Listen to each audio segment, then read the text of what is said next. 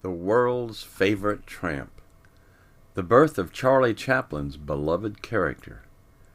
"I'm going to get out of this business," the young English actor informed one of his colleagues at Keystone Studios. "I figure the cinema is little more than a fad." The studio's head, Mac Sennett, likely wouldn't have been too upset if the young actor followed through with his plan.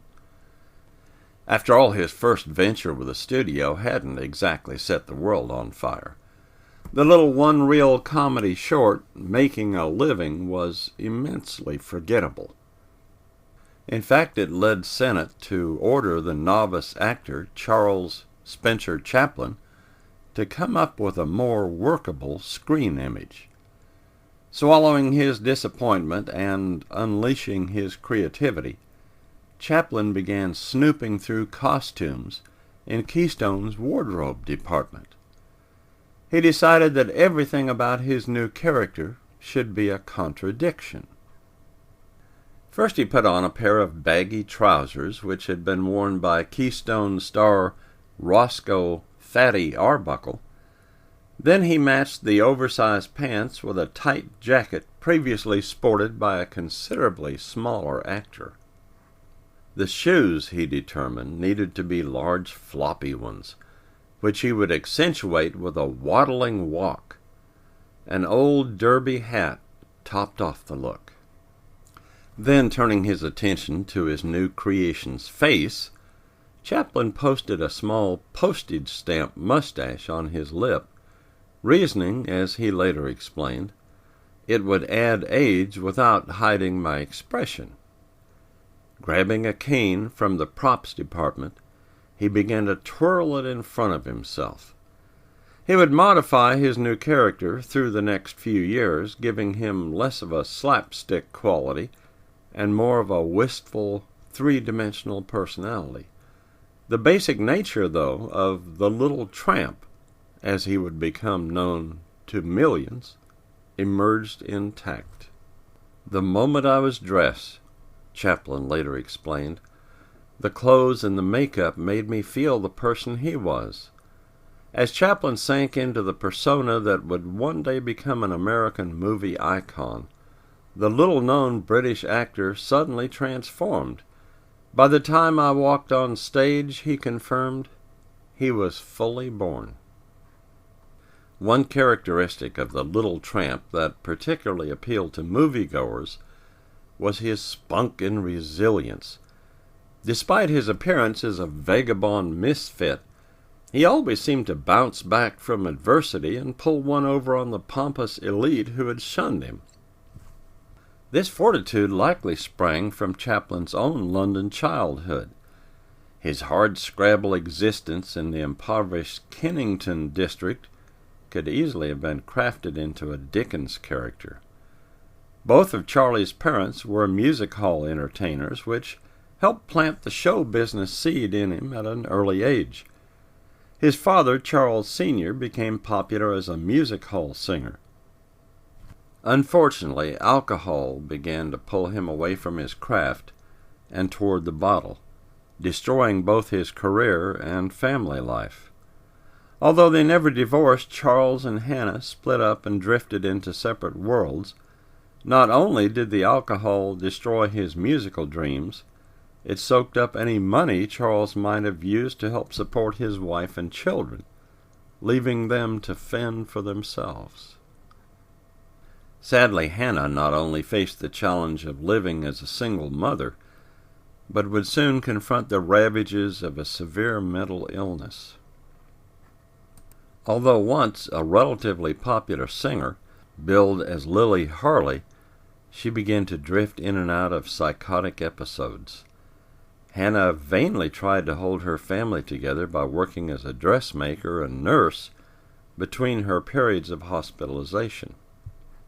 Twice, however, she was forced to send Charlie and his older brother Sidney to workhouses for destitute children.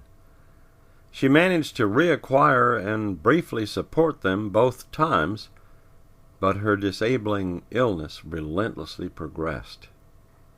Eventually, 14-year-old Charles was forced to admit her to London's Cane Hill Asylum, there was nothing we could do, Chaplin reflected years later, but accept poor mother's fate. Like so many others facing merciless poverty and hardship, Charles developed an independent toughness of spirit. I was hardly aware of a crisis, he wrote years later, because we lived in a continual crisis.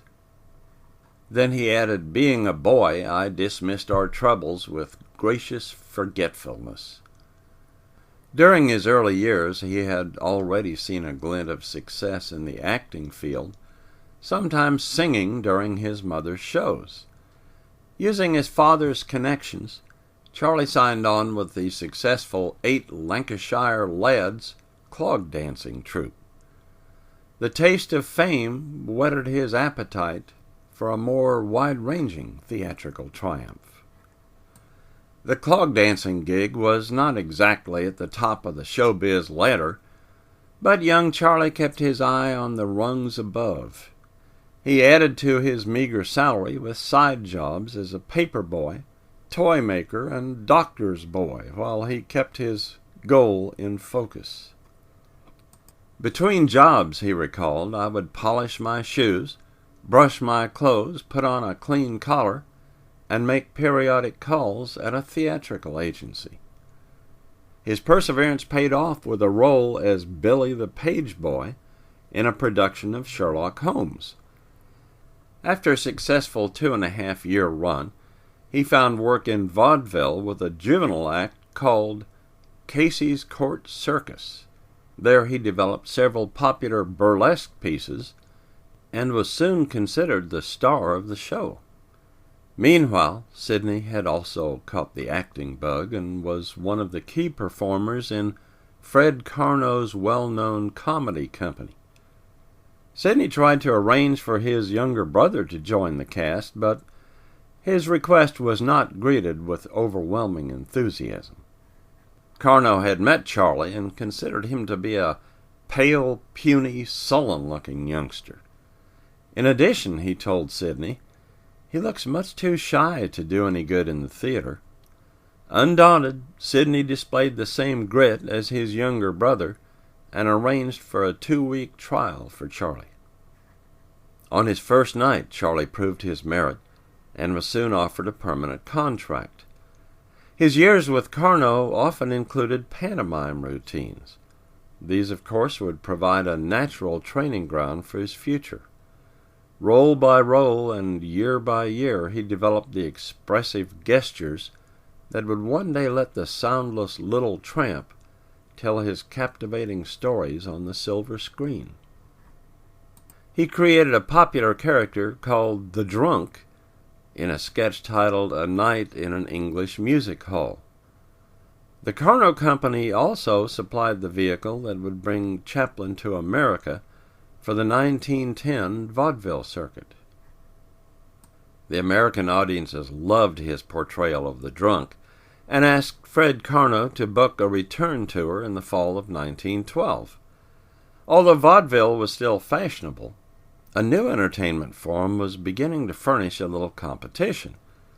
The flickering little characters on the screens of the newly opened movie theaters didn't yet speak, but were simply too fascinating to ignore.